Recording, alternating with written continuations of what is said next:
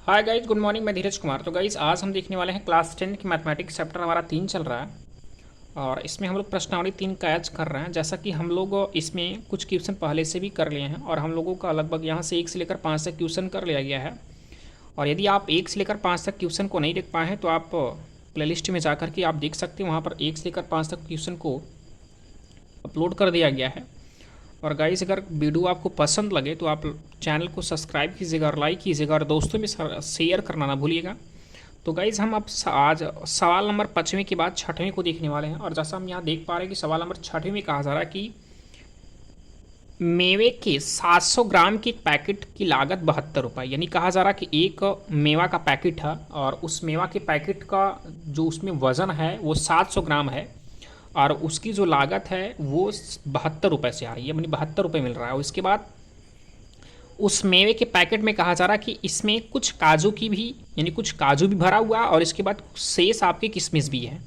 यानी कुछ आपके काजू है और कुछ आपके किशमिश करके दिया जा रहा है। और यदि काजू गिरी का भाव जो है वो 96 रुपये प्रति किलोग्राम है। यानी 1 किलोग्राम का 96 रुपये बताया जा रहा है। 1 किलोग्राम को वो 96 रुपये बताया जा रहा है। इसके बाद और किशमिश का जो भाव है वो 112 रुपये प्रति किलोग्राम है। यानी 1 किलोग्राम किशमिश का जो दाम है वो 112 बताया जा रहा है, 112 रुपये। और हमसे प्रश्न में कहा जा रहा तो ज्ञात करो उस पैकेट के या पैकेट में दोनों मेवों की तौल अलग अलग कितनी होगी। तो गाइज, हमको ये प्रश्न में कहा गया कि हमारे पास एक मेवे का पैकेट है और उस मेवे के पैकेट में कहा यह गया कि उस पैकेट के भीतर कुछ काजू और कुछ किशमिश भरे हुए हैं।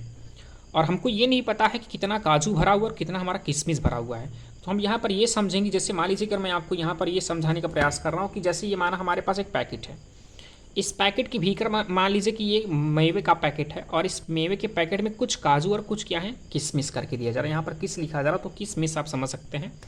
यहाँ पर मैं दिखा रहा हूँ किशमिश करके, और तो ये हमारा किशमिश हुआ। अब हमको ये नहीं पता है कि काजू की क्या वज़न है, यानी काजू कितना इस पैकेट के भीतर भरा हुआ और कितना किशमिश भरा जा रहा, बट ये हमको पता है कि दोनों मिलाकर वो 700 ग्राम के बराबर है। और इसके बाद ये कहा गया कि इसका जो टोटल होगा वो 72 रुपये मिल रहा है। यानी एक पैकेट जो मेवे का दाम होगा वो 72 रुपये है। तो गाइज, हम यहाँ पर करेंगे क्या कि सबसे पहले काजू और किशमिश के वज़न को ज्ञात करने के लिए हम लोग करेंगे क्या, कुछ अज्ञात राशियाँ मानकर चलेंगे। तो मैं यहाँ पर ये मानता हूँ कि एक पैकेट जो आपका काजू है वो इस काजू की भी पैकेट के अंदर काजू का जो वज़न है वो कितना है। तो हम यहाँ पर ये मान चलते हैं कि माना पैकेट में काजू का वज़न x ग्राम। अब ग्राम इसलिए मान रहे हैं क्योंकि यहाँ पर 70 ग्राम दिया जा रहा है। अगर किलोग्राम दिया हो जाता मैं किलोग्राम मानकर हल करता। तो यहाँ पर ये माना कि पैकेट में काजू का जो वज़न है वो x ग्राम है। और इसके बाद जो किशमिश होगा, किशमिश का वज़न मैं यहाँ पर y ग्राम मानकर चलता हूँ। तो यहाँ पर दिखा देता हूँ कि पैकेट में किशमिश कितना है। तो हम यहाँ किशमिश का वज़न जो है उसके वज़न को हम y ग्राम मानकर चलते हैं। ये दिखाते हैं कि y ग्राम, आप हिंदी में लिख दीजिए या इंग्लिश में, कोई दिक्कत नहीं है। तो यहाँ y ग्राम मानकर चल रहे हैं क्या, किशमिश। और देखिए प्रश्न हमको यहाँ पर एक चीज़ ये समझना है। प्रश्न में ये कहा गया कि अगर काजू और किशमिश, कुछ ग्राम किशमिश है और कुछ ग्राम काजू है और टोटल मिला करके वो कितना ग्राम के बराबर, 700 ग्राम के बराबर है। तो हम यहाँ प्रश्न के अनुसार ये बता सकते हैं, यानी प्रश्नानुसार में, कि x ग्राम काजू और उसके बाद y ग्राम आपका किशमिश, ये दोनों मिलाकर के कितने ग्राम के बराबर है, तो 700 के बराबर। तो हम यहाँ लिख सकते हैं x + y बराबर आपका 700 लिख सकते हैं। देखिए x ग्राम काजू और y ग्राम आपका किशमिश दोनों मिलाकर के 700 ग्राम के बराबर हैं। तो इसे हम समीकरण नंबर 1 मानकर चलते हैं। ये चीज़ गाइड हो गया। इसके बाद हमसे प्रश्न में कहा गया कि यदि 1 किलोग्राम काजू का जो दाम है, 1 किलोग्राम काजू का दाम वो कितना रुपये बताया जा रहा है, तो 1 किलोग्राम काजू का जो दाम है वो 96 रुपये बताया जा रहा है। और हमको यहाँ से ग्राम ज्ञात करना है। तो 1 किलोग्राम में कितने ग्राम होते हैं, जो कि आप फार्मूला पढ़े होंगे, 1 किलोग्राम बराबर 1000 ग्राम करके होता है। तो 1 किलोग्राम में 1000 ग्राम होता है। तो हम करेंगे क्या, इस किलोग्राम को ग्राम में चेंज कर लेंगे। तो हो जाएगा यहाँ से 1000 ग्राम काजू का दाम। तो यहाँ से काजू का दाम जो कि वही आपका 96 रुपये ही होगा। अब यहाँ से हमको 1000 ग्राम काजू का दाम 96 रुपये मिल चुका है। तो हम यहाँ से अगर 1 ग्राम याद करना चाहें तो 1 ग्राम का जो दाम होगा वो क्या होगा, तो 1000 यहाँ पर इंटू में है और उस तरफ जाएगा तो आपका बटी में हो जाएगा। तो 1 ग्राम काजू का दाम बराबर हो जाएगा यहाँ से 96 बटे आपका 1000 हो जाएगा। अब 96 बटा 1000 यहाँ से हम रुपये में दिखाएंगे तो 1 ग्राम अगर काजू का दाम 96 बटे 1000 रुपये है तो हमें यहाँ से कितने ग्राम हमने यहाँ पर जो कि पहले से मान लिया कि पैकेट के भीतर यानी पैकेट के अंदर काजू कितना है, x ग्राम है। यदि 1 ग्राम का इतना रुपये हो रहा है तो x ग्राम का कितना रुपये होगा, तो हम निकालेंगे x ग्राम काजू का दाम। और x ग्राम काजू का अगर हम दाम निकालते हैं तो इसी में x का गुणा कर देंगे, क्योंकि 1 ग्राम का इतना हुआ। अब x ग्राम निकालेंगे तो इसी में x का गुणा कर देंगे, यानी 96 गुणे x और बटे यहाँ 100 कर सकते हैं। और जो कि यहाँ से गुणा करने पर हमने लिखा 96x बटे यहाँ 100 दिखा सकते हैं कि इतना रुपये हो रहा है। सॉरी 1000 यहाँ करके है, यहाँ 1000 दिखा देते हैं। अब ये तो रहा काजू, और इसी प्रकार किशमिश का भी कहा जा रहा। तो हम यहाँ से जो कि प्रश्न में ये भी कहा गया कि 1 किलोग्राम किशमिश का जो दाम है वो कितना है, तो 1 किलोग्राम किशमिश का दाम 112 रुपये दिया जा रहा है, 112 रुपये करके दिया जा रहा है। तो हमने जैसे यहाँ की हमको किशमिश ग्राम में लिया जा रहा है तो हम यहाँ पर करेंगे क्या, किग्रा को ग्राम में चेंज करेंगे। और जैसा कि 1 किग्रा बराबर 1000 ग्राम होता है तो हम यहाँ से करेंगे 1000 ग्राम किशमिश का दाम बराबर किशमिश का हम यहाँ से जब दाम दिखाएंगे तो हो जाएगा वो 112 रुपये। अब हमें अगर यहाँ से 1000 ग्राम का इतना 112 रुपये हो रहा है तो हम अगर मैं 1 ग्राम का निकालना चाहूँ तो 1000 इसके बटे हो जाएगा। तो हम यहाँ दिखाएंगे 1 ग्राम और किशमिश का दाम बराबर हो जाएगा 112 और बटे आपका 1000 इतना रुपये हो रहा है। अब इसके बाद अगर 1 ग्राम का ये हुआ, अगर हमारी इस पैकेट के भीतर किशमिश कितना है y ग्राम करके है, तो अगर मैं y ग्राम का निकालना चाहूँ तो यहाँ पर हो जाएगा y ग्राम किशमिश का दाम, y ग्राम किशमिश का दाम जो होगा वो हो जाएगा 112 बटे 1000 और गुणे यहाँ से आपका y हो जाएगा और गुणा करेंगे तो 112 y बटे 1000 इतना आपका रुपये हो जाएगा। अब गाइज ये कहा गया कि अगर पैकेट के भीतर इतना ग्राम या इतना रुपए का आपका अगर मान लीजिए कि काजू हुआ और इतना रुपए का क्या हुआ, किशमिश हुआ, और दोनों के रुपए को मिलाकर जो ही प्रश्न में कहा गया 72 रुपये के बराबर है, तो हम यहाँ पर पुनः प्रश्नानुसार में ये दिखा सकते हैं कि काजू जो है वो x ग्राम था और x ग्राम का जो दाम है वो 96x बटे 100 करके है। तो 96x बटे 100 और जो y ग्राम 1000 करके है और जो y ग्राम किशमिश था उसका टोटल कितने रुपए का था, तो 112 रुपये का था। और दोनों को मिला करके टोटल पैसा कितना हुआ, तो टोटल आपका 72 रुपये के बराबर था, जो कि प्रश्न में कहा गया 72 रुपये के बराबर है। अब यहाँ पर इसको हम सॉल्व करेंगे तो मिल जाएगा, देखिए यहाँ से 96x हर यहाँ से समान है तो अंश को जोड़ देंगे 112y और ये आपका बटे 1000 हो जाएगा और बराबर यहाँ से मैं 72 बटा 1 कर सकता हूँ। यहाँ से हम क्रॉस त्रिय गुणा करेंगे, क्रॉस मल्टीपल यहाँ से कर सकते हो, 1 का गुणा इसमें करेंगे तो 96x ही मिलेगा और प्लस आपका 112y बराबर 1000 का गुणा 72 में करेंगे तो 72000 मिल जाएगा। अब इसे हम समीकरण नंबर 2 मानकर चलते हैं। अब गाइस समीकरण 1 और 2 को अगर हम हल करना चाहें तो यहाँ पर दिखाएंगे समीकरण 1 व 2 को हल करने पर अब हम हल करने के लिए कौन सी विधि यूज करना चाहें। जैसा कि हम जानते भी हैं कि 2 चर वाले रैखिक समीकरण को हल करने की कई विधियां होती हैं, जो कि हम लोगों ने 4 विधि यहाँ पर आपके चैप्टर नंबर 3 में पढ़ा था। तो हमारा पहला इक्वेशन क्या है, x प्लस वाई बराबर 700 करके दिया था और दूसरा आपका था 96x और प्लस 112y बराबर यहाँ से हम 72000 कह सकते हैं। अब इनको हम सॉल्व करने के लिए विलोपन विधि यूज़ करते हैं। विलोपन विधि हम देखिए यहाँ से x का गुणांक 1 है तो 1 का गुणा हम इस समीकरण में कर देते हैं और यहाँ से x का गुणा 96 है तो 96 का गुणा इसमें करते हैं। तो गुणा करने पर देखिए क्या मिल जाएगा, 96 का गुणा x करेंगे तो 96x और प्लस 96 का गुणा y में करेंगे तो होगा आपका 96y और बराबर यहाँ 96 का गुणा 7 में कर लेंगे, जो कि यहाँ से हम देखिए 0 2 है, 2 नोट कर लीजिए, और 7 छंग 42, 2 और हासिल आपका 4, और यहाँ से 7 9 63, और आपका हासिल कितना था 4 था, तो 63 और 4 आपका 67 हो जाएगा, जो कि हम यहाँ से 67,200 मिल चुका है। ये आपका समीकरण फर्स्ट रहा। सेकंड क्या है, यहाँ पर 1 का गुणा इसमें करेंगे तो वही मिलेगा 96x प्लस आपका 112y बराबर यहाँ से आपका 72,000। अब हम इन दोनों समीकरण को घटा देते हैं। घटाने का मतलब चिन्ह परिवर्तित कर देंगे, तो यहाँ प्लस का उल्टा माइनस, और ये प्लस का उल्टा माइनस, और यहाँ प्लस का उल्टा माइनस, और ये माइनस और ये प्लस कैंसिल आउट हो जाएगा। अब ये माइनस 112 को हम घटाने वाले हैं 96 से, जो कि घटाने पर क्या मिलेगा, यहाँ से 2 में से 6 जाएगा, जो कि नहीं जा पाएगा, एक हासिल लेगा 12, 12 में से 6 हुआ 6, यहाँ बचा आपका 10 बचा, और 10 में से अगर आप 9 घटाएंगे तो आपका 1 मिलेगा, और बड़ी संख्या का चिन्ह माइनस, तो यहाँ -16y बराबर, ये 2 0 नोट कर लीजिए आप। अब यहाँ 2 में से आपका 0 नहीं जा 2 में से यहाँ पर हम 0 से 0 घटाएंगे, 0 0। अब ये 0 से हम, क्योंकि हम 72,000 को 67,200 से घटाने वाले हैं, बड़ी संख्या हमारा 72,000 है, तो यहाँ घटाएंगे तो देखिए 0 में से अगर 0 में से 2 नहीं जाएगा तो एक हासिल होगा, यहाँ हो जाएगा 10, 10 में से 2 आपका जाएगा तो यहाँ 8 बचेगा, और यहाँ पर ये हासिल लिया था, अब यहाँ पर 1 बचा। अब 1 में से अगर हम 7 घटाएंगे, नहीं घटेगा तो एक हासिल लेगा, यहाँ पर 11 हो जाएगी, 11 में से 7 घटाएंगे 4 मिल जाएगा, और यहाँ बचा 6, 6 से 6 घटाएंगे 0, और बड़ी संख्या का चिन्ह माइनस। अब यहाँ से सॉल्व करेंगे, देखिए माइनस से माइनस कैंसिल कर देंगे, बचेगा 16y बराबर 48, और यहाँ पर आप 00 लिख दीजिए। अब y का मान ज्ञात करेंगे तो 48 00 यानी 4800/16, कि 16 का 16, 16 3 48 मिल चुका है, और हम यहाँ कह सकते हैं y बराबर क्या मिल चुका है, तो हमको 300 मिल चुका है।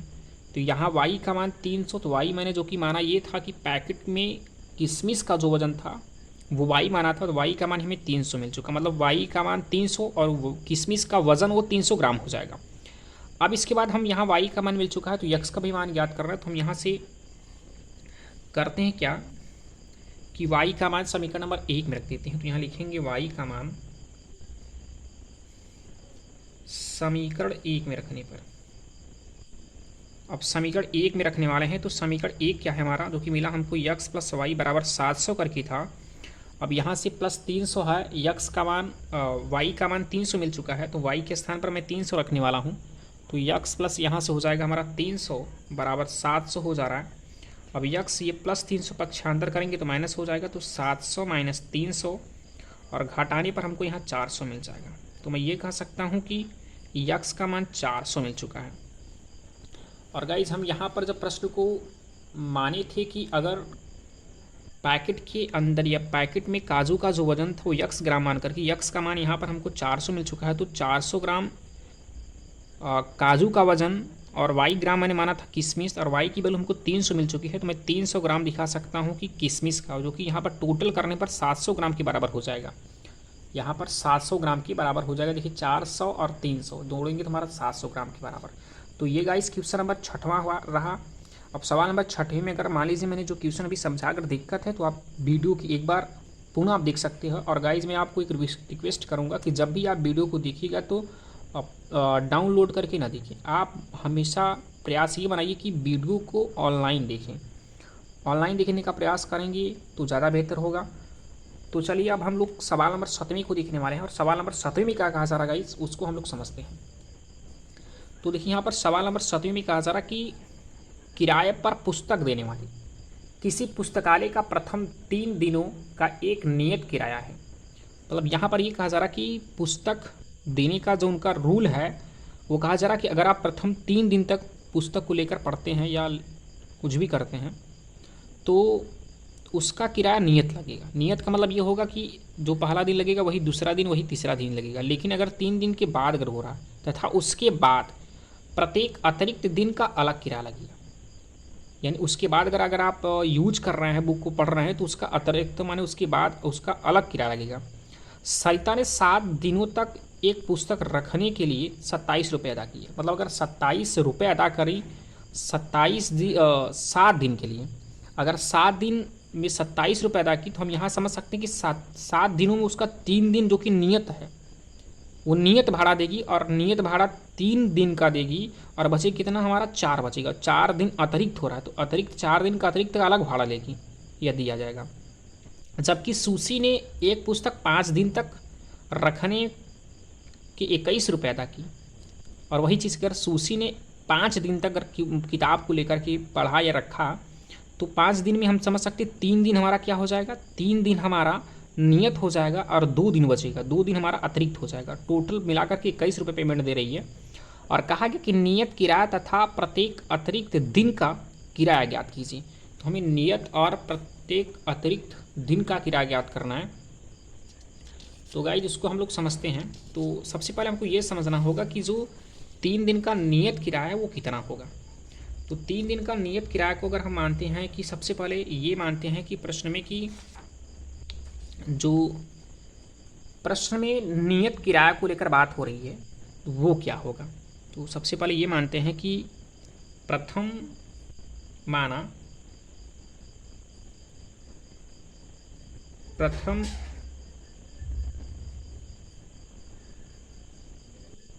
3 दिन का नियत किराया जो होगा वो 100 रुपये मानते हैं कि प्रथम 3 दिन का जो नियत किराया है उसको 100 रुपये मानते हैं। और नियत किराया के बाद जो अतिरिक्त किराया है, अतिरिक्त किराया को हम y से मानते हैं। अतिरिक्त जो किराया है उसे y रुपये मानते हैं। अब इसके बाद अतिरिक्त किराया को मैंने y रुपये मान लिया और 3 दिन का किराया को मैंने 100 रुपये माना। और जो कि यहाँ पर कहा गया कि सरिता द्वारा, अब सरिता द्वारा कितने दिन बुक रखने के लिए 21 रुपये अदा कर रही, तो 7 दिन, यानी 7 दिन पुस्तक रखने के लिए, पुस्तक रखने के लिए कुल मिलाकर के 27 रुपये अदा कर रही है। तो हमने कहा अगर 7 दिन रखने के लिए, 7 दिन पुस्तक रखने के लिए वो 27 रुपये अदा कर रही है। अब 7 दिन में तुम्हारा 3 दिन किराया हो जाएगा। 3 दिन का किराया क्या होगा, नियत हो जाएगा। तो हम यहाँ लिख सकते हैं 3 दिन का नियत किराया। अब 3 दिन का अगर नियत किराया देने के बाद कितना दिन बच रहा है, तो यहाँ 7 दिन टोटल है। 3 दिन अगर हमारा नियत किराया में चला जाएगा, बचेगा हमारा 4 दिन। तो प्लस आपका 4 अतिरिक्त दिन हो जाएगा, और बराबर यहाँ से हम कह सकते हैं कि हमारा 27 रुपये टोटल हो रहा है। अब प्रश्न यहाँ पर 3 दिन का नियत किराया जो कि मैंने यहाँ पर 100 रुपये माना है, तो हम यहाँ दिखा सकते हैं 100 प्लस और 4 अतिरिक्त, 4 गुणा करने के बाद यहाँ अतिरिक्त दिन जो है, अतिरिक्त किराया है, अतिरिक्त दिन का जो किराया है उसका जो किराया है उसको मैं क्या माना हूँ, y माना हूँ। तो यहाँ y कर लेंगे तो 4y बराबर कितना टोटल पैसा दे रहा है, 27 रुपये। तो इस प्रकार समीकरण बनाने के बाद हम इसको समीकरण नंबर 1 मानकर चलते हैं। अब इसके बाद सूसी द्वारा, जो कि ये सरिता द्वारा हमारा कह सकते हो कि 7 दिन में 27 रुपये अदा कर रही है। अब यहाँ जो सूसी करके दिया जा रहा है, तो सूसी द्वारा क्या है, सूसी द्वारा कितने दिन के लिए किताब लिया जा रहा है, तो सूसी द्वारा 5 दिन। तो अगर 5 दिन पुस्तक रखने का किराया, पुस्तक रखने का जो किराया है वो टोटल 21 रुपये दे रही है, तो हम ये समझ सकते हैं कि 5 दिन में तो 3 दिन नियत किराया हो जाएगा। तो हम यहाँ समझ सकते हैं कि 3 दिन का नियत किराया और प्लस हम ये समझ सकते हैं 3, 2, 5, 2 दिन बच रहा, तो 2 दिन क्या होगा, अतिरिक्त जाएगा, यानी 2 दिन जो होगा वो अतिरिक्त किराया जाएगा। तो हम अतिरिक्त किराया यहाँ पर बात करेंगे, और कितना, 2 दिन, 2 अतिरिक्त दिन या 2 अतिरिक्त किराया हो जाएगा। 2 दिन क्या होगा, अतिरिक्त किराया होगा, और बराबर कुल मिलाकर के 21 रुपये दे रही। तो हम यहाँ 3 दिन का नियत किराया जो कि यक्स मानकर माने हैं, तो यहाँ यक्स हो जाएगा, प्लस 2 गुणे अतिरिक्त किराया हम y मानकर चलें, 2y बराबर क्या हुआ, 21। इसे समीकरण नंबर हम 2 मानकर चलते हैं। अब समीकरण 1 और 2 देख पा रहे हैं कि अगर हम सॉल्व करना चाहें, क्योंकि सॉल्व करेंगे तभी जा करके हमको नियत किराया और अतिरिक्त किराया मिल पाएगा। तो हम लोग करेंगे क्या कि अगर यहाँ पर हम समीकरण 1 और 2 को घटा देते, घटाने का मतलब यह है कि मैं घटाऊंगा समीकरण 1 को अगर 2 से घटाऊंगा तो यक्स से यक्स कट जाएगा, क्योंकि दोनों प्लस में है, और 4y को 2y से घटाएंगे 2y मिलेगा, और 27 में से 21 घटा देंगे, हमारा 6 मिल जाएगा। तो हम यहाँ लिखेंगे समीकरण 1 व 2 को घटाने पर, समीकरण 1 और 2 घटाएंगे, देखिए यक्स से यक्स घट जाएगा, तो 4y से अगर 2y घटाएंगे तो 2y बचेगा, और बराबर 27 से आप 21 घटाएंगे 6 मिलेगा, और y बराबर होगा 6/2, और 2 3 6 मिल जाएगा। तो यहाँ y का मान हमको जो कि 3 मिल चुका है। तो ये क्या है, अतिरिक्त किराया करके दिया जा रहा है, मतलब हमको यहाँ से y का मान मिला। अब यक्स का मान ज्ञात करने के लिए हम करेंगे क्या कि y का मान समीकरण 1 या 2 किसी में रख दिया जाए। तो y का मान समीकरण 1 में रख दीजिए। जब समीकरण 1 में आप रखेंगे तो रखने पर क्या मिलेगा, समीकरण 1 हमारा क्या है, यक्स प्लस 4y बराबर 27 करके, यहाँ से यक्स प्लस 4 गुणे y का मान 3 है, 3 कर लीजिए बराबर 27 कर लीजिए यहाँ से।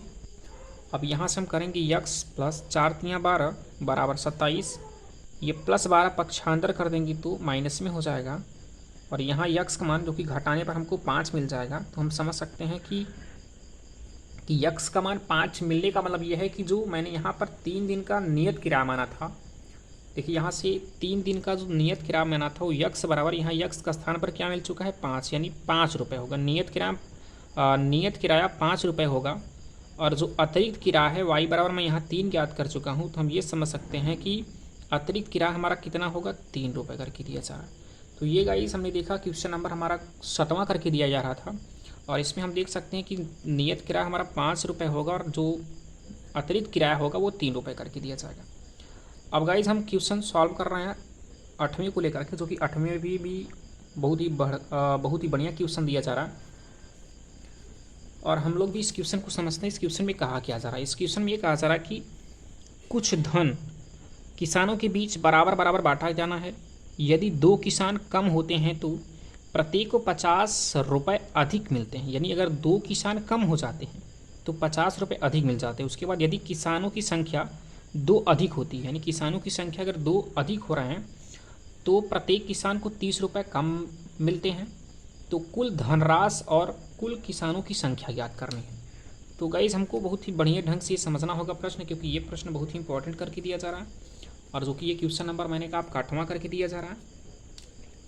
तो हम यहाँ पर ये समझेंगे कि प्रश्न में कहा गया कुछ हमारे पास धन है, यानी कुछ हमारे पास संपत्ति, कुछ रुपया है, और उसे कुछ किसानों के बीच में बंटवारा करना, भी बराबर बंटवारा करना है।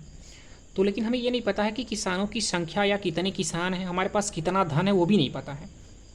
तो हमको धन ज्ञात करने के लिए या संपत्ति ज्ञात करने के लिए और किसानों की संख्या पहले यह ज्ञात करना, किसानों की संख्या क्या है। जब हमको पैसा पता चल जाएगा तो किसानों की संख्या पता चल जाएगी, तो आसानी पूर्वक से बांट सकते हैं, और बराबर बांटना है।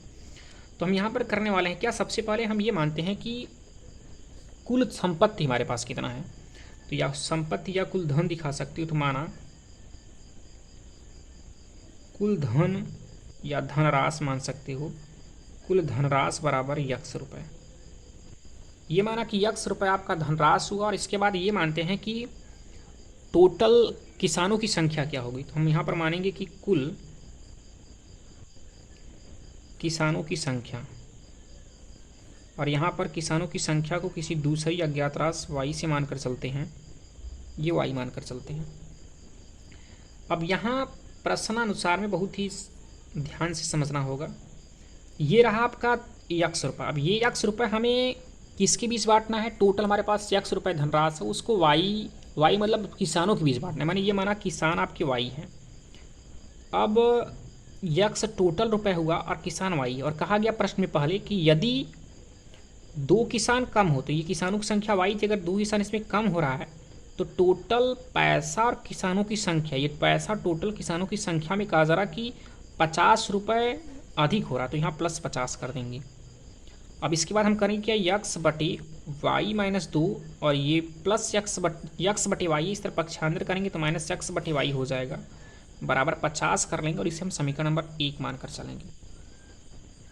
अब इसी प्रकार हम पुनः प्रश्नानुसार में करेंगे, तो उसमें जो कि दूसरे शर्त में क्या कहा जा रहा है, दूसरे शर्त में ये कहा जा रहा है कि जैसे यक्स बटे वाई, मैंने कहा टोटल हमारे पास संपत्ति यक्स थी और वाई हमारे पास क्या है किसानों की संख्या है। और कह रहा अगर किसानों की संख्या में 2 किसान बढ़ जा रहे हैं, बढ़ जाने का मतलब प्लस हो जाएगा।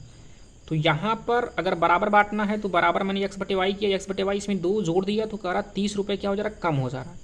तो टोटल 30 रुपये अगर कम हो जाएगा तो 30 रुपये मैं कहाँ पर कम कर देता हूँ। अब इसे करते क्या है कि इस -30 को अगर हम +30 लिखना चाहेंगे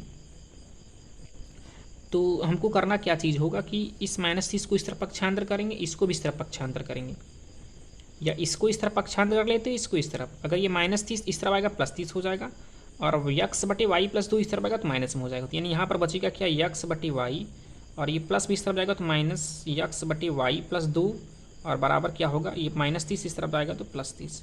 अब इसे समीकरण नंबर 2 मानकर चलते हैं। अब गाइज हमें यहाँ से जब इक्वेशन बन जा रहा है तो हमें समीकरण 1 और 2 सॉल्व करना है, और सॉल्व करने के बाद तब हमको ज्ञात क्या करना कि संपत्ति कितनी होगी टोटल और किसानों की संख्या क्या होगी। तो हम यहाँ समीकरण 1 और 2 सॉल्व करते हैं। तो हम यह समझते हैं कि अगर समीकरण 1 और 2 को देखिए, यहाँ पर समीकरण नंबर 1 और 2 में कुछ कॉमन मिल रहा है।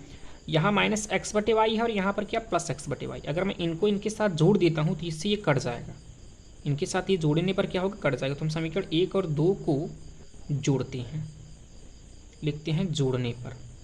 तो देखिए इससे अगर इससे यानी आपका ये जो है अगर इससे कट जा रहा है, इससे अगर ये कट जा रहा है तो हमारे पास क्या बच रहा है, ये बच रहा है और ये बच रहा है। तो हम ये लिखते हैं पहले सबसे, और यक्स बटे वाई -2, और ये ध्यान दीजिए कि जब ये चीज़ इससे कट चुका है, देखिए समीकरण नंबर 1 रहा, ये समीकरण नंबर 2 रहा, ये चीज़ अगर ये माइनस में ये प्लस में कट जाएगा तो हमारे पास ये बचेगा यक्स बटे वाई -2 मैंने लिखा। अब ये बचा तो इसका चिन्ह क्या है, माइनस में है तो माइनस यक्स बटे वाई +2, और जोड़ने की बात, ये तो बाएं पक्ष की वही बात। अब दाहिने पक्ष में देखिए यहाँ 50 और यहाँ क्या है 30, 50 और 30 80। इसे हम समीकरण नंबर 3 मार कर चलते हैं, या हम इसको और थोड़ा सा और सॉल्व कर लेते हैं।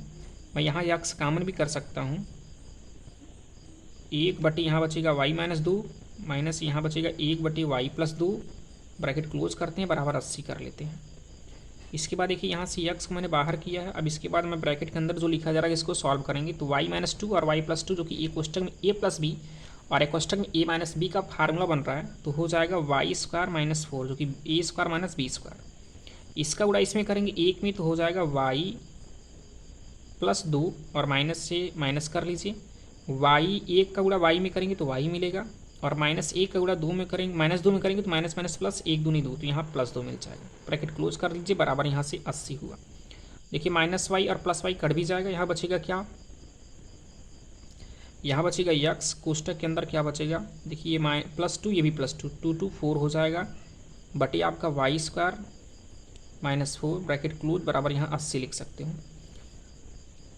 इसके बाद हम देखते हैं क्या फिर हमको करना है कि अगर हमको यहाँ से हल करने पर मिल चुका है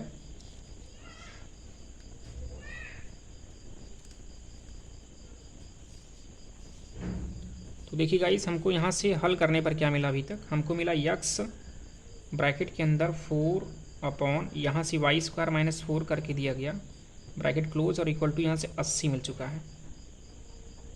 अब हम करेंगे क्या, अगर मान लीजिए इसका गुणा इसमें करते हैं तो होगा 4x बटे वाई² -4 बराबर 80 बटे 1 कर सकते हैं। अगर यहाँ से त्रिया गुणा करेंगे तो इसका गुणा इसमें होगा, इसका गुणा इसमें कर देंगे तो यहाँ मिल जाएगा। देखिए 1 का गुणा 4x में करेंगे 4x होगा, इसका गुणा हम इसमें कर देंगे।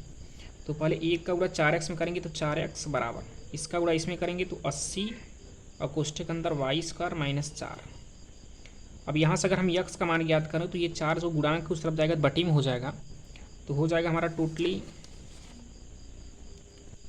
यक्स बराबर 80 कोष्टक के अंदर वाई² -4 और बटे यहाँ से हो जाएगा 4। मैं 4 को 80 से कटा सकता हूँ क्योंकि 4 1 का 4, 4 दूनी 8। यहाँ मिल रहा है क्या, यक्स बराबर 20 और कोष्टक के अंदर क्या बच रहा है, वाई² -4। कोष्टक के अंदर 20 का गुणा भी कर सकते हैं तो हो जाएगा 20 वाई² -20 चौका 80, यहाँ से 80 हो जा रहा है। इसे समीकरण नंबर हम 4 मान कर देते हैं। अब करना क्या, समीकरण 4 का मान अगर हम समीकरण 4 का मान अगर हम समीकरण नंबर 3 में रख देते हैं तो 3 में रखने पर हमको क्या होगा कि चाहे हम 3 में रख दें, चाहे 1 में रखें, चाहे 2 में रखें, जिसमें आपकी इच्छा हो, रखने पर क्या होगा कि आपको यक्स की वैल्यू मिल जाएगी। और यक्स की वैल्यू मिल जाएगी तो आप वहाँ पर अच्छी तरीके से आप यक्स का मान ज्ञात कर पाएंगे। तो वाई का भी मान किसी भी समीकरण में रख करके आप सॉल्व कर सकते हो। तो वो चीज़ हम देखते हैं गाइस कैसे हमको करना होगा। तो यहाँ से अगर हम यक्स का मान समीकरण नंबर 1 में रखते हैं तो यहाँ लिखेंगे यक्स का मान समीकरण 1 में रखने पर, समीकरण नंबर 1 क्या था, तो समीकरण नंबर आप यहाँ से 1 देख पा रहे हैं कि समीकरण नंबर 1 हमारा ये बना हुआ था। तो हम यहाँ दिखा सकते हैं समीकरण 1 का मान यक्स बटे यहाँ से y माइनस 2 और माइनस यक्स बटे वाई बराबर 50 करके दिया गया था। अब यहाँ से यक्स का मान अगर हम रखते हैं या फिर मैं पहले इसे यक्स कॉमन कर सकता हूँ तो बटे हमारे पास यहाँ बचेगा 1 बटे वाई माइनस 2 और माइनस 1 बटे जो कि यक्स बाहर हो जाएगा 1 बटे वाई कोष्टक बंद और बराबर यहाँ 50 हो जाएगा।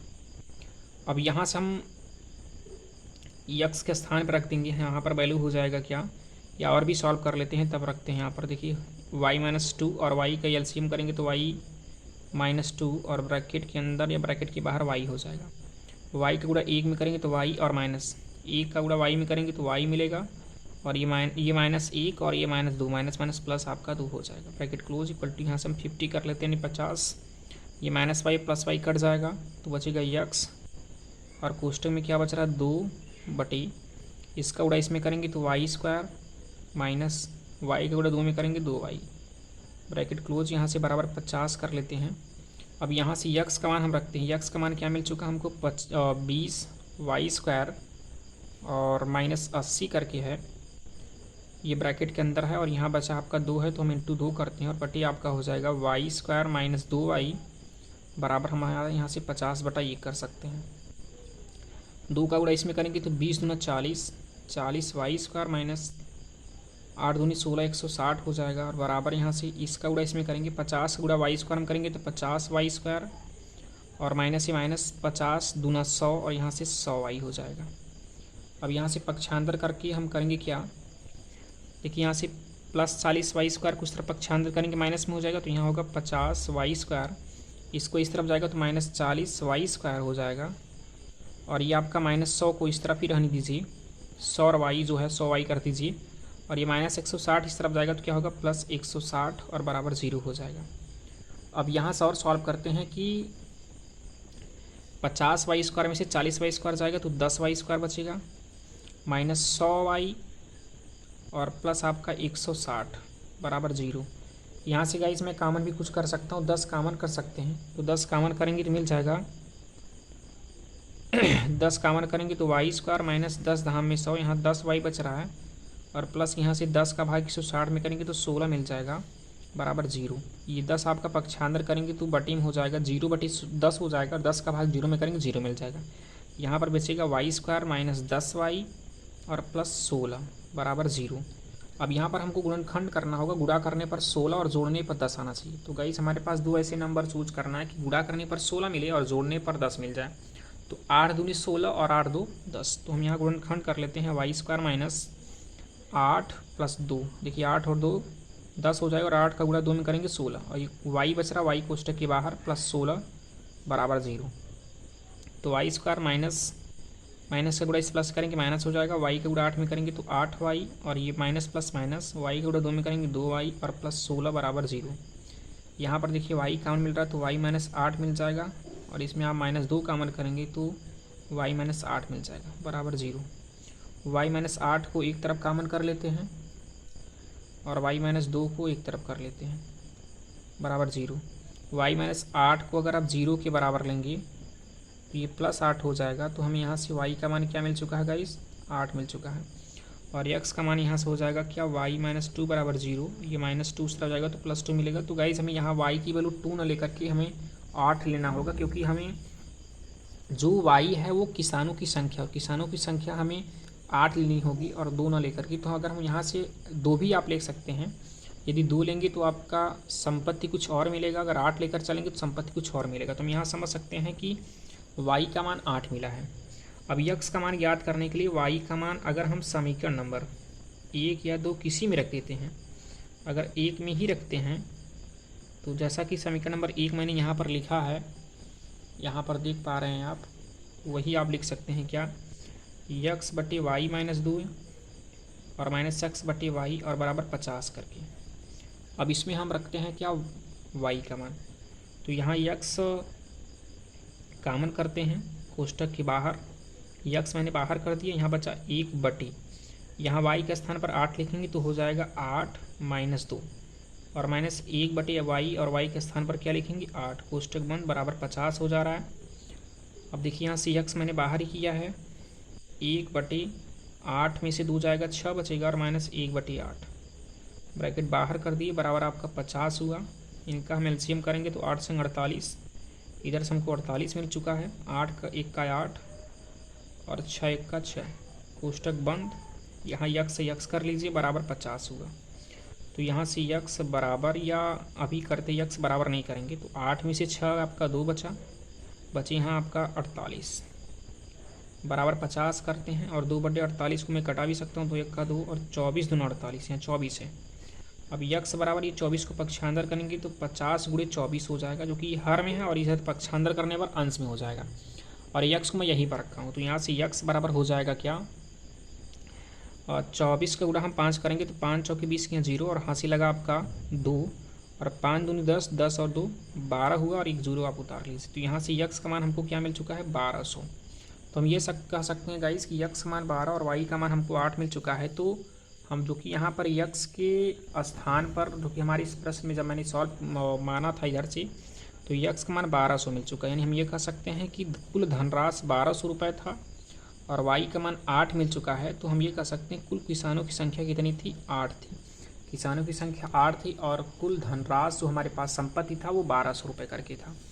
तो ये गाइस हमारा क्वेश्चन नंबर जो कि आपने देखा, क्वेश्चन नंबर हमने अभी 8वें को लेकर के सॉल्व किया, और 8वें को सॉल्व करने के बाद आप देख सकते हैं यहाँ पर, अगर वीडियो को अगर अच्छी तरीके से आप नोट नहीं कर पाए हैं तो आप वीडियो को पुनः बैक करके देख सकते हैं।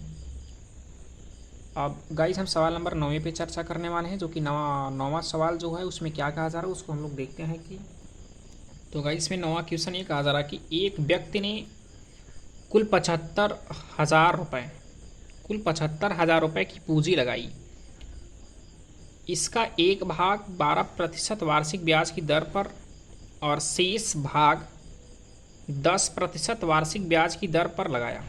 यदि उसे कुल वार्षिक ब्याज 8300 रुपये मिले तो ज्ञात कीजिए कि प्रत्येक दर पर उसने कितना धन लगाया। तो प्रश्न में यह कहा गया कि एक व्यक्ति ने 75,000 रुपये का पूंजी, किसी 75,000 रुपये की पूंजी लगाया और कहा यह गया कि 12% वार्षिक ब्याज की दर से, यानी पहला जो धन हुआ वो 12% वार्षिक ब्याज की दर से दिया। उसके बाद या वार्षिक ब्याज की दर पर यक्स रुपये, माना कि यक्स रुपये या कुछ रुपये का स्थान पर मैं यक्स रुपये मानूंगा। प्रश्न में कहा गया कि कुछ रुपये 12% वार्षिक ब्याज की दर से लगाया और इसके बाद जो शेष रुपये बच रहा, अगर माना ये कि अगर यक्स रुपये 12% वार्षिक ब्याज पर लगाया तो हमारे पास टोटल 75,000 रुपये था, उसमें से यक्स रुपये 12% वार्षिक ब्याज पर लगाया, तो अब और क्या जो शेष बचेगा वो क्या बचेगा, तो 75,000 माइनस एक्स बच जाएगा और शेष जो भाग होगा वो 10% वार्षिक ब्याज की दर से लगाया, तो और टोटल का जो ब्याज मिला वो 8300 रुपये हुआ। तो हम यहाँ पर प्रश्न को सॉल्व कर रहे हैं। तो सबसे पहले हम ये देखेंगे गाइस कि हमें ज्ञात क्या करना है, हमको ज्ञात ये करना है कि व्यक्ति द्वारा वो 12% वार्षिक ब्याज की दर से कितना धन लगाता है। तो ये हम लोग मानते हैं कि माना कि 12% वार्षिक ब्याज की दर से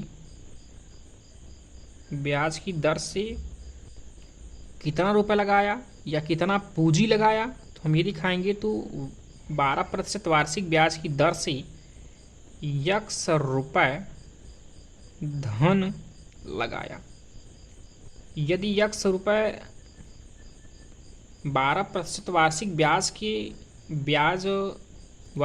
की दर से यक्स रुपये अगर उसका धन 12% पर लगाता है, तो अगर मैं यक्स का 12% ज्ञात करूं तो यक्स गुणे 12/100 कर देंगे, और यहाँ से अगर हम कटाना चाहें 4 3 12 और 4 यहाँ से कटा देंगे तो हमारा 25 हो जाएगा, और जो कि हमको मिल जाएगा 3x/25 रुपये।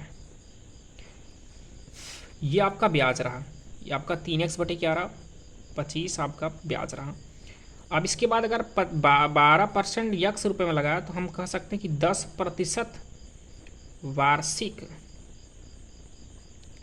ब्याज की दर से टोटल पेमेंट हमारे पास कितना था, कुल धन था, यहाँ हम दिखा सकते हैं कि जो कुल धन करके था वो टोटल संपत्ति थी या कुल पूंजी दिखा सकते हो कि कुल पूंजी कितनी थी। तो कुल पूंजी 75,000 रुपये थी।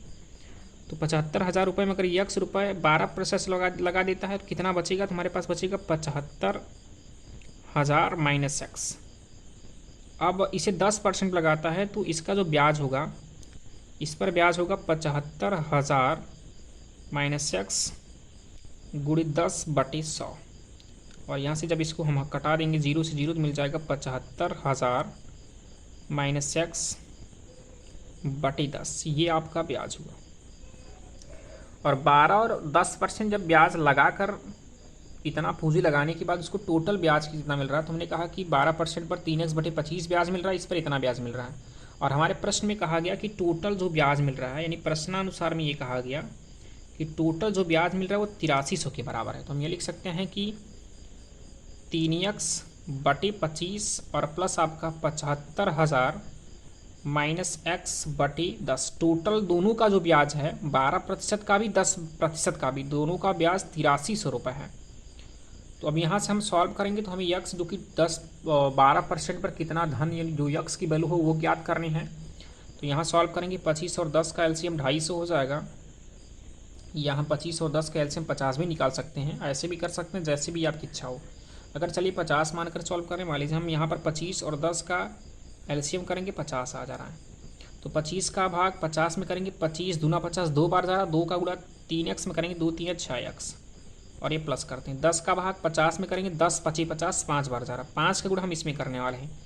तो 5 गुणा करेंगे तो 5 हम 25 हासिल 2 और 5 7 35 और हासिल आपका 2 था, 35 और 2 37 और ये 2 3 0 है, 3 0 आप नोट कर लीजिए। माइनस 5 का गुणा इसमें करेंगी तो 5x हो जाएगा बराबर यहाँ से 8300।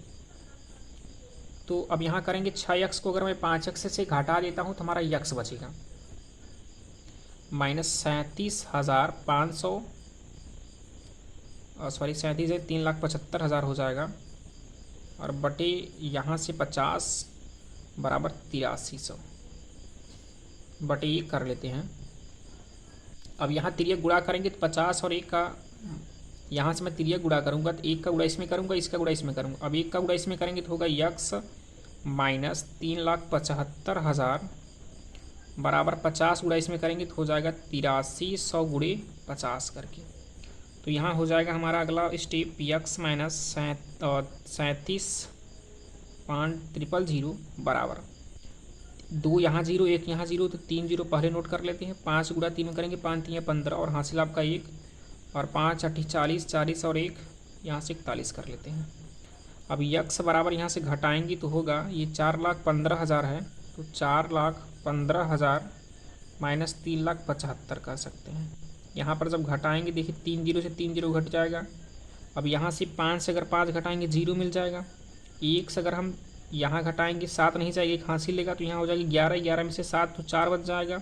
यहाँ 3 3 से 3 0 तो हम यहाँ कह सकते हैं यक्स बराबर हमको 40,000 मिल चुका है। मैं यहाँ से कह सकता हूँ कि 12% वार्षिक ब्याज की दर से व्यक्ति ने 40,000 रुपये यक्स बराबर जो कि 40,000 रुपये मिला, तो हम यहाँ कह सकते हैं कि जो टोटल संपत्ति लगाया वो 40,000 रुपये लगा रहा है और जो दूसरा 10% लगाया वो 75 माइनस 40,000 कर देंगे तो हमें टोटल मिल जाएगा जो यहाँ पर 10% पर लगा रहा है। तो ये क्वेश्चन आपका सवाल नंबर गाइस मैंने कहा 9वां करके दिया जा रहा था। तो 9वें क्वेश्चन मैंने ये चीज़ देखा कि यहाँ पर हमको जो कि 40,000 आंसर मिल चुका है। अब इसके बाद हम क्वेश्चन नंबर 10वें पर चर्चा करने वाले हैं और क्वेश्चन नंबर 10वें में क्या कहा जा रहा है उसको हम लोग देखते हैं गाइस। तो सवाल नंबर 10वें में कहा जा रहा है कि यहाँ से कि एक व्यापारी ने बैंक से 5,000 में से कुछ रुपए 12% वार्षिक ब्याज की दर से और शेष 15% वार्षिक ब्याज की दर से साधारण ब्याज पर उधार लेता है। 2 वर्ष के बाद या पश्चात उसे कुल 6350 बैंक को देने होते हैं। तो बैंक को जो 6350 रुपये वो दे रहा है वो ब्याज नहीं दे रहा है, वो ब्याज और मूलधन दोनों मिलाकर दे रहा है, यानी मिश्र धन दे रहा है। अच्छा, ज्ञात कीजिए कि व्यापारी ने प्रत्येक दर पर कितना कितना रुपए उधार लिया था। तो हमें यहाँ पर यह समझना होगा कि सबसे पहले गाइस कि व्यक्ति ने जब 50,000 रुपये बैंक से लोन लिया कर सकते हो, या कुछ रुपए बैंक से 5,000 रुपये कुछ 12% वार्षिक ब्याज की दर से और 15% वार्षिक ब्याज की दर से लिया, और 2 वर्ष बाद अगर 6320 रुपये वो अदा कर रहा है बैंक वाले को, तो हमें सबसे ये समझना होगा पहले कि पहले भाग को जो 12% वार्षिक ब्याज से दे रहा है तो कितना रुपए वार्षिक ब्याज की दर से, जो 12% वार्षिक ब्याज की दर से व्यक्ति ब्याज होगा वो क्या होगा। तो हम यहाँ पर ये समझेंगे कि जो हमारा धन होगा, कितने धन का वो 12% देता है। तो सबसे पहले हम कितने धन का 12% होगा वो चीज़ याद करेंगे। तो गाइस इसमें हमको पहले ध्यान से ये समझना है कि प्रश्न में कहा गया। ज़रा प्रश्न में मैंने माना कि जैसे मान लीजिए कि यहाँ पर बैंक से वो व्यक्ति 5,000 रुपये लेता है और कुछ इनमें से 2 भाग करके ले रहा है। पहला भाग वो 12% वार्षिक ब्याज की दर से ले रहा है और जो दूसरा है वो 15% वार्षिक ब्याज की दर से ले रहा है। लेकिन अब हमको ये नहीं पता है कि कितना रुपए वो 12% वार्षिक ब्याज की दर से ले रहा है और कितना रुपए 15% वार्षिक ब्याज की दर से ले रहा है। तो सबसे पहले हमको यहाँ पर ये मानना होगा कि 12% वार्षिक ब्याज की दर से यक्स रुपये लेता है। अगर यक्स रुपये 12% वार्षिक ब्याज से लेता है तो हम ये कह सकते हैं कि 15% जो होगा वो कितना होगा, तो 5,000 टोटल था। अगर यक्स रुपये निकाल देंगे तो हमारा 5,000 माइनस एक्स होगा। तो हम ये कह सकते हैं कि 15% वार्षिक ब्याज की दर से 5,000 माइनस यक्स रुपये लेता है। और ये भी कहा जा रहा है कि 2 वर्ष बाद उसका साधारण ब्याज या उसका ब्याज कितना होगा। तो अगर 12% वार्षिक ब्याज की दर 12% वार्षिक ब्याज की दर से 2 वर्ष बाद ब्याज कितना होगा, तो 2 वर्ष बाद साधारण अगर हम यहाँ ब्याज निकालेंगे तो जो कि सूत्र आप पढ़े हैं, साधारण ब्याज बराबर होता है PRT/100 मूलधन। तो 12% पर x% था, मूलधन यक्स था, x% नहीं, यक्स आपका रुपये मूलधन था, और जो हमारा परसेंट वो 12% करके है, और इंटू हमारा जो समय है वो 2 वर्ष बाद है। बटे आप 100 कर सकते हैं, 2 से कटा देंगे हमारे यहाँ 50 हो जाएगा, 2 से कटाएंगे यहाँ से 2 छंग 12 और ये आपका 25 हो जाएगा। तो गुणा करेंगे तो हो जाएगा 6x/25। ये रहा जब 12% वार्षिक ब्याज की दर से 2 वर्ष के लिए लेता है साधारण ब्याज। 2 वर्ष के लिए साधारण ब्याज कितना होगा। अब यहाँ पर हम निकालेंगे कि 15% वार्षिक ब्याज की दर से 2 वर्ष बाद का जो साधारण ब्याज होगा वो क्या होगा। 2 वर्ष बाद साधारण ब्याज हो जाएगा, जो कि वही सूत्र PRT/100 करेंगे। P का मान हो जाएगा 5,000 माइनस x और गुणे R का मान जो होगा, यानी दर जो होगा वो 15% करके दिया जा रहा है। तो 15% गुणे समय 2 वर्ष बटे 100 कर लीजिए। यहाँ से कटा देंगे 2 1 का 2 और 50 दूना 100 हो जाएगा, और यहाँ 5 कटाएंगे 5 3 15 और 5 10 50, जो कि मिल जाएगा यहाँ से 3 और 3 का गुणा 5,000 में करेंगे तो 5 3 15, 15,000 माइनस 3 का गुणा x में करेंगे 3x मिलेगा, और बटे यहाँ से आपका 10। अब ये कहा गया कि जो जब यक्स रुपये 12% पे लेता है, यक्स रुपये 12% पर, और 50,000 माइनस यक्स रुपये 15% लेता है, तो उसके बाद जब वो बैंक में देने जाता है तो बैंक में टोटल रुपये कितना देता है, टोटल वो देता है मिश्रधन देता है। कितना मिश्रधन वो दे रहा है 6320 रुपये। अब इसके बाद जो हमारा मूलधन करके दिया जा रहा है, वो मूलधन मैंने कितना लिया था या व्यक्ति ने कितना लिया था, 5,000 रुपये लिया था। अब अगर हम यहाँ ब्याज ज्ञात करना चाहेंगे तो ब्याज हो जाएगा मूलधन माइनस मिश्रधन माइनस मूलधन। तो यहाँ मिश्रधन है 6320 और माइनस मूलधन 5,000।